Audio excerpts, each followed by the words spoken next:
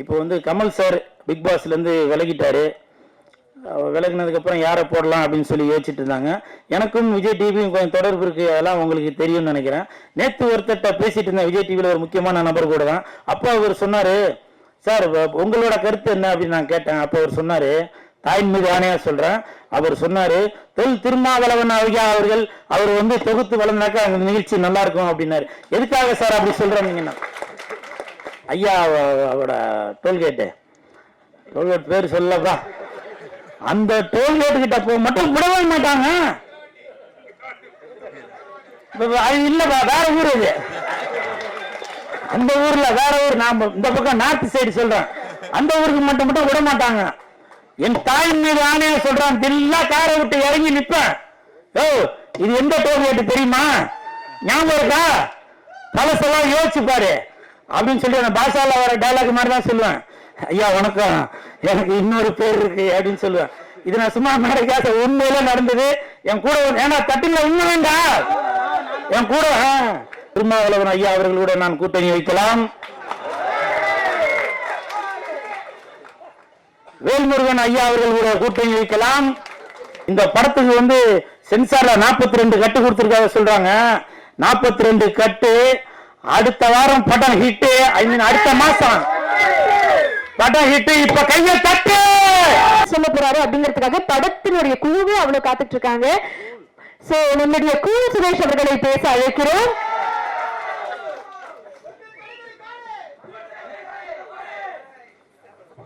ஃபுல்லா ட்ரெயின் பண்ணி கூட்டு வந்திருக்கீங்களான்னு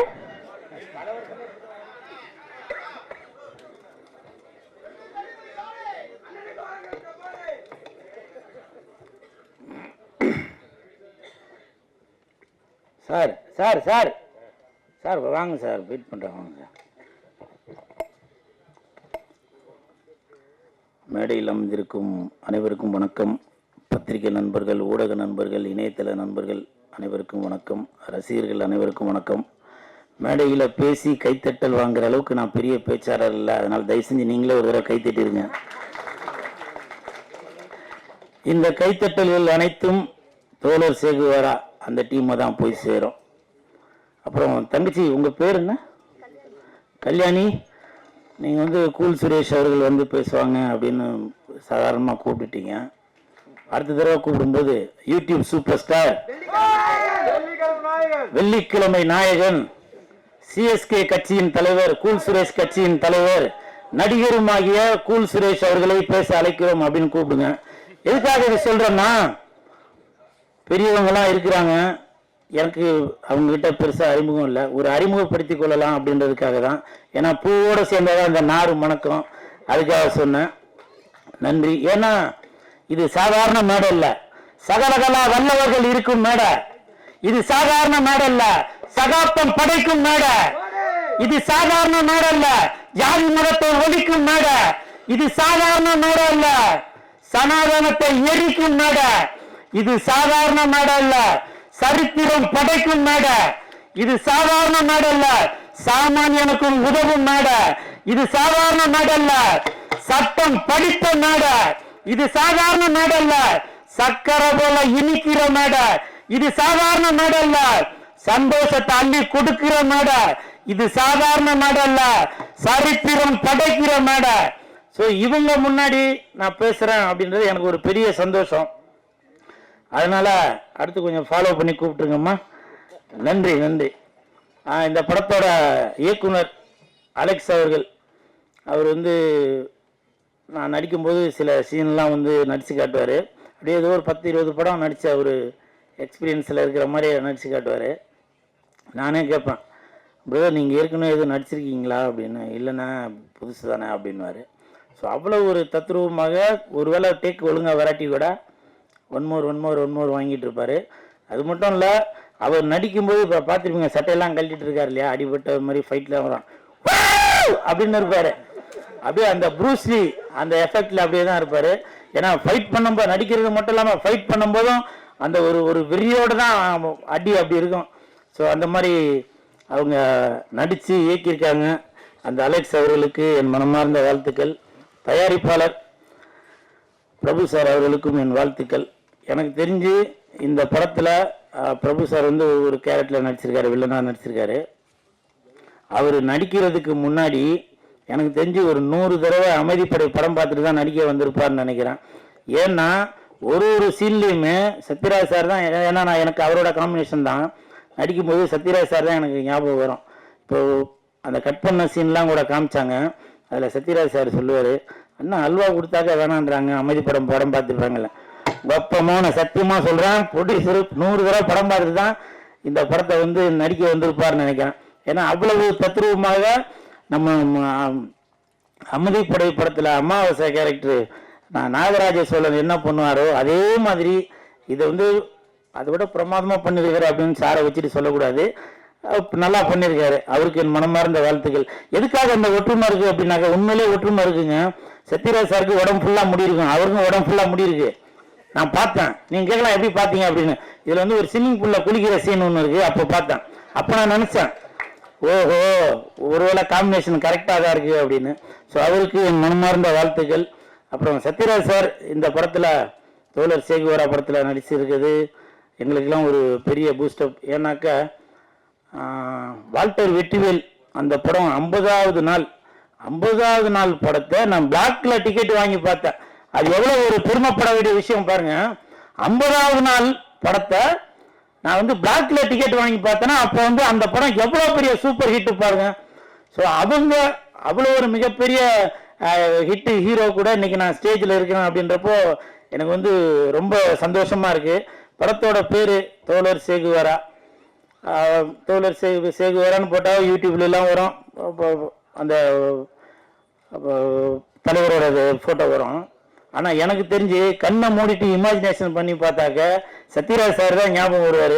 நான் நேற்று கூட ப்ரொடியூசர்கிட்ட கேட்டேன், அவர் ஏற்கனவே ஏதோ ஒரு படம் சேகுவரா மாதிரி நடிச்சிருக்காருல சத்யராஜ் சார் அப்படின்னு. இல்லை சார் அது வேற படம் அப்படின்னு.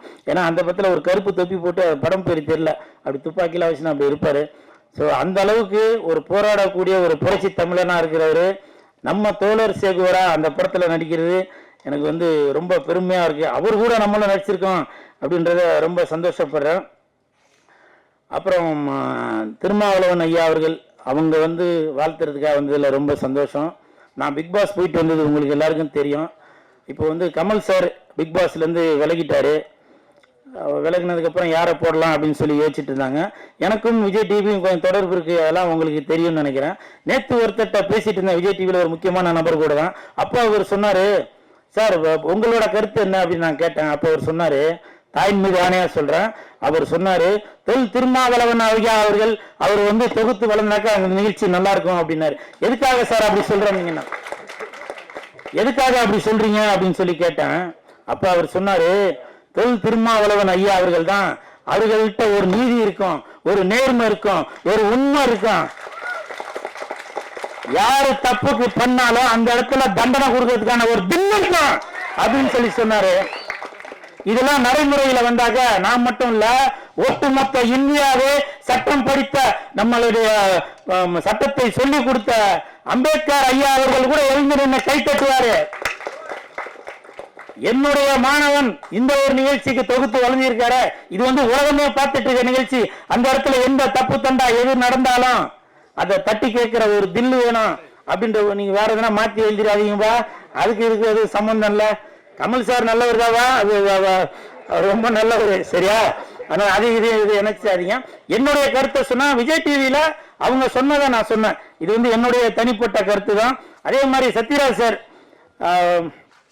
எனக்கும் அவருக்கும் இது வரைக்கும் நான் சத்யராஜ் சார் இன்னைக்கு தான் நேரில் பார்க்குறேன், அவரை பார்த்ததில்லை. ஆனால் நான் வந்து இந்தியன் 2 படம் ரிலீஸ் ஆகிறப்போ நான் குதிரையில் போனேன். அந்த இந்தியன் தாத்தா அட்ரஸ் போட்டு அப்படி போட்டுலாம் வச்சு அப்படி குதிரையில் போனேன். நிறையா பேர் கமெண்ட்ல இது வந்து இந்தியன் தாத்தா கேட்டப்பா, இது வந்து இந்தியா தாத்தா கேட்டப்பா அப்படின்னு சொல்லி எல்லாம் கிண்டல் பண்ணி போட்டிருந்தாங்க.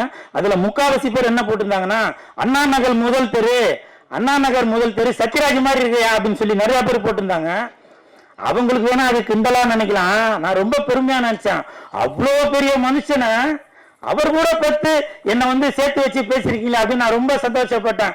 அந்த கமெண்ட் பண்ண அனைத்து நல்ல உள்ளவங்களுக்கும் என் மனமார்ந்த நன்றி. ஏன்னா தலைவீழ நின்று நான் தண்ணி குடிச்சாலும் சத்யராஜ் சாரோட இடத்துக்கு வர முடியாது. ஐ மீன் அவர் ஓரமா இருக்காரு, அந்த இதுக்கு ஈக்குவலுக்கு வர முடியாதுன்றதுக்காக சொல்ல வரேன். நான் ஏதோ கமெண்ட்லயாச்சும் என்னை அவரையும் இணைச்சி வச்சு பேசுனீங்களே, அதற்கு என் மனமார்ந்த நன்றி. அப்புறம் வீரமும் ஈரமும் உள்ள வேல்முருகன் ஐயா அவர்கள் வந்திருப்பது எனக்கு மிக்க மகிழ்ச்சி. ஒரு தடவையும் நான் இது சொல்லலாமா என்னன்னு தெரியல, நான் டோல்கேட்ல போகும்போது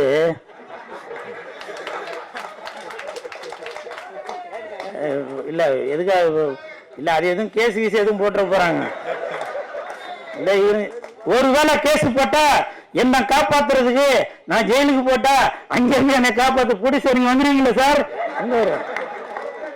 நீங்க பாட்டுக்கா சார் உங்களை நம்பிதான் ஆடியோ ரிலீஸ் நடத்துறேன்னு சொல்லிட்டு நான் ஜெயிலுக்கு போனதுக்கு நீங்க படத்தை ரிலீஸ் பண்ணிட்டீங்கன்னாக்க என்ன ரிலீஸ் பண்ண ஆகலாம் போறோம்.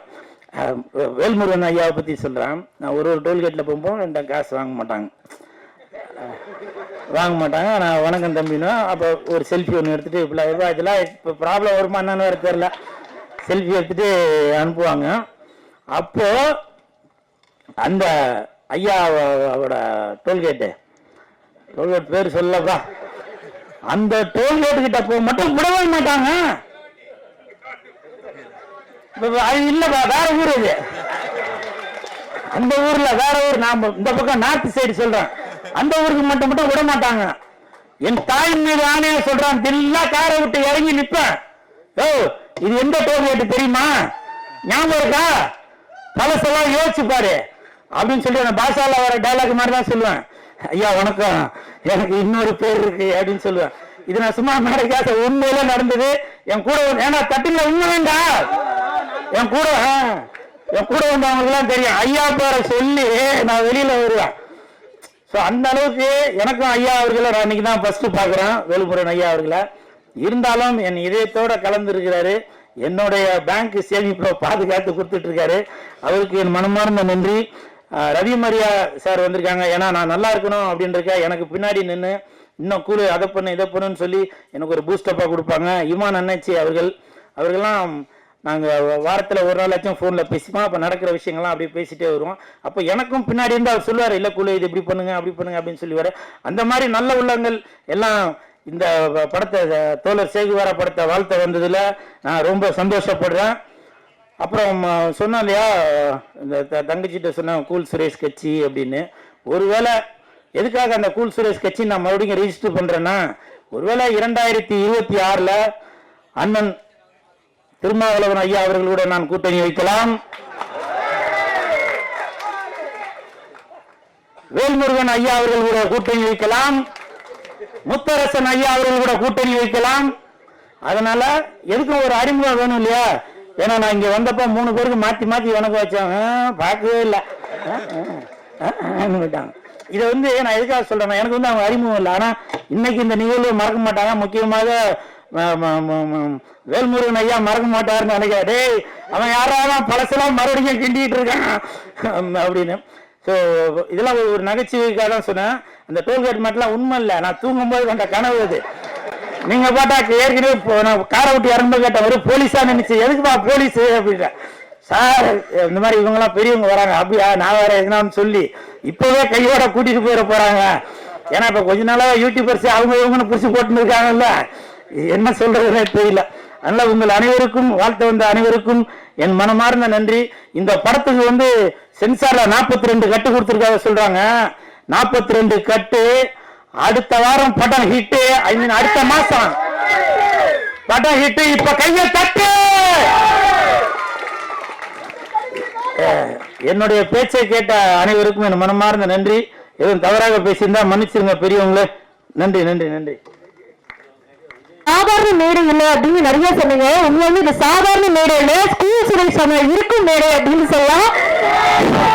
யூடியூப் சூப்பர் ஸ்டார், உங்களுக்கு ஒரு பெரிய நன்றி. தேங்க்யூ.